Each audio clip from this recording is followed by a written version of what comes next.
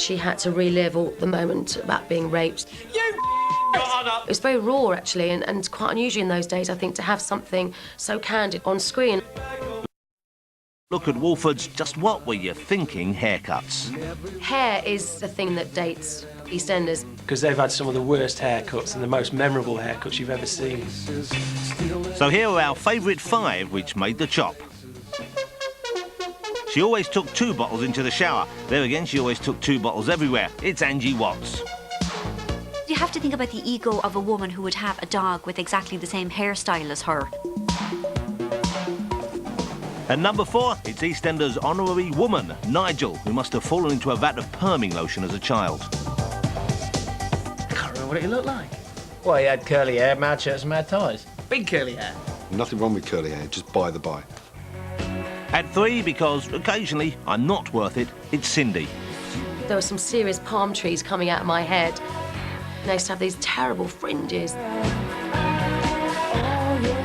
At 2, it's Sharon, who did sometimes suffer with bad hair decades. Big hair, big jumpers, big...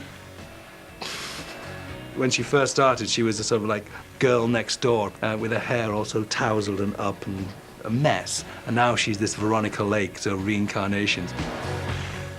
But our number 1 has to be Kate Mitchell, whose tresses got pulled through a hedge backwards by hairdresser Chrissy Watts. When she finds out about Ben's relationship with Kate, she thinks, now, what's one of Kate's assets? Her hair. I am going to give you a haircut you will never forget. Oh, I'm just going to trim your hair a bit.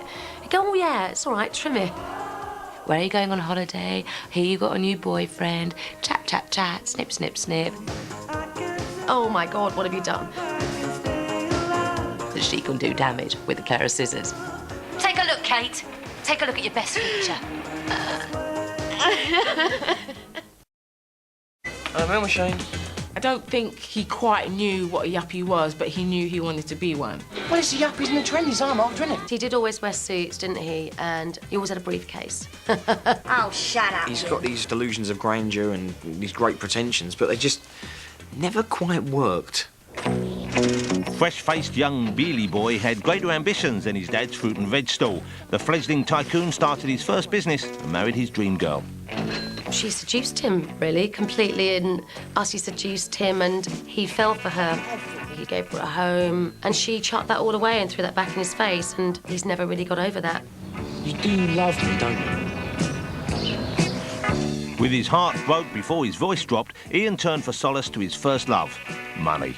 Once Cindy had done the dirty on him and it all gone wrong, then he really started turning the screw and he didn't care who he hurt. Pack your bags, you're fired. Well, you're fired. You're sacked. Well, go on then. On your bike. New York, Paris, Milan, Wolford all conjure up a certain cutting-edge fashion, although some residents of the square might be better off avoiding the catwalk. Looking through some of the old episodes, they were horrendous fashions. You've all got something else to gossip about, haven't you? The funerals bring people together. Always love a good funeral. But I can tell you that heaven will never be quite the same place again, now that Ethel's there.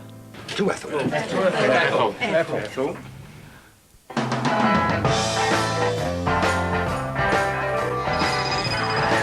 Generally speaking, there are 2 ways people leave Albert Square.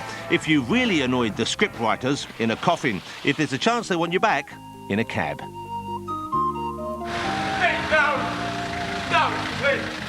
The only way to leave Walford is in the back of a taxi, really. Go on, driver. Let's go. Black taxis are used quite a lot.